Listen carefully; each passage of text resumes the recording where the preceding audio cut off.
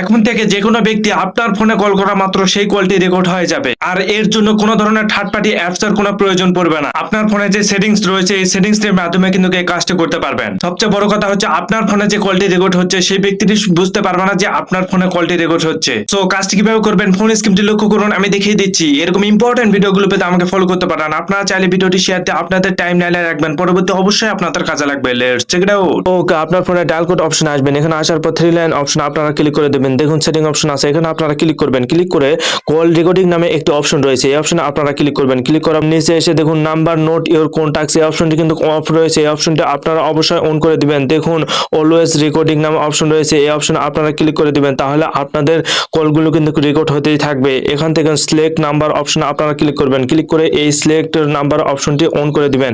দেওয়ার পর দেখুন অলওয়েজ রেকর্ডিং নামে অপশন রয়েছে, এই অপশনে আপনারা ক্লিক করে দিবেন। কন্টাক্ট এখানে আপনারা ক্লিক করবেন। ক্লিক করার পর দেখুন এখানে আপনার